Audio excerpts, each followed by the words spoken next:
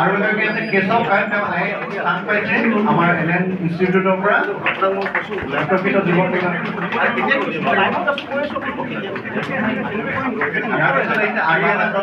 Ariana দত্তই IIT খড়গপুৰত admission ল'ব। যোৱা 5 বছৰত বা 6 বছৰত অসমত এটা ট্ৰেণ্ড আৰম্ভ হৈছিল যে NIT আৰু JEE অৰ্থাৎ ইঞ্জিনিয়াৰিং আৰু মেডিকেল চিটৰ কাৰণে অসমৰ বিভিন্ন জাগাত আজমল ফাউণ্ডেশ্যনে কিছুমান কোচিং কেম্প কৰিছিল আৰু সেই কোচিং কেম্পৰ সুবিধা লৈ বহুত ছাত্ৰ ছাত্ৰীয়ে মেডিকেল আৰু ইঞ্জিনিয়াৰিঙত চিট পাইছিলে। কিন্তু এই যিটো আজমল ফাউণ্ডেশ্যনৰ শিক্ষা ই সাৰ্বজনিক নাছিলে আৰু সকলো জাগাতে বা সকলো সম্প্ৰদায়ৰ লোকক ই সামৰি লোৱা নাছিলে। ইয়াৰ বিপৰীতে ৰাজ্যিক যুৱ আয়োগৰ অধীনত আমি সকলোকে সামৰি মেডিকেল আৰু ইঞ্জিনিয়াৰিং কলেজত যাতে দুখীয়া আৰু মধ্যবিত্ত ল'ৰা ছোৱালীয়ে পঢ়িব পাৰে তাৰ বাবে আমি কিছুমান কোচিং চেণ্টাৰ আৰম্ভ কৰিছিলোঁ।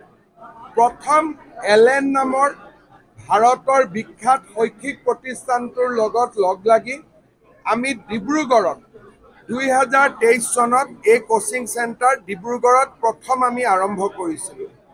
এইবাৰ এই চেণ্টাৰৰ পৰা 291 ল'ৰা ছোৱালীয়ে NEET আৰু JEE এপিয়াৰ হৈছিলে আৰু ইয়াৰ পৰা 224 জন ল'ৰা ছোৱালীয়ে পাছ কৰিবলৈ সক্ষম হৈছে। পাছ% ইজ 76। ইয়াৰ ভিতৰত 3 জন ল'ৰাই এইমছত চিট পাইছে, 3 জন ল'ৰা ছোৱালীয়ে, 4 জন ল'ৰা ছোৱালীয়ে IITত চিট পাইছে আৰু মেডিকেলৰ স্ক্ৰিনিং হোৱাৰ পিছত অতি কমেও 40-50 জন ল'ৰা ছোৱালীয়ে মেডিকেল কলেজতো চিট পাব। এইবাৰো এই LN আৰু ৰাজ্যিক যুৱ আয়োগৰ কোচিং চেণ্টাৰত আমাৰ নতুন কৰি 600 ল'ৰা ছোৱালী এডমিশ্যন লৈছে আৰু এই এডমিশ্যন যথেষ্ট সুলভ মূল্যত কৰা হয়। আজি গুৱাহাটীত বা কোটাত গ'লে LNত পঢ়িবৰ কাৰণে যিমান পইচা লাগে তাৰ 5% পইচাও আমি ইয়াত নলওঁ আৰু বেছি দুখীয়া হ'লে আমি সম্পূৰ্ণ বিনামূলীয়াকৈ পঢ়ুৱাওঁ। এইবাৰ আমি নতুনকৈ ডিব্ৰুগড়ৰ সফলতাৰ পিছত তেজপুৰত আৰম্ভ কৰিছোঁ। তেজপুৰত ইতিমধ্যে কোচিং আৰম্ভ হৈছে। এই বছৰতে আমি নলবাৰী, শিলচৰ আদি স্থানতো আমি এই কোচিং চেণ্টাৰ আৰম্ভ কৰিম। ৰাজ্যিক যুৱ আয়োগে আৰম্ভ কৰিব।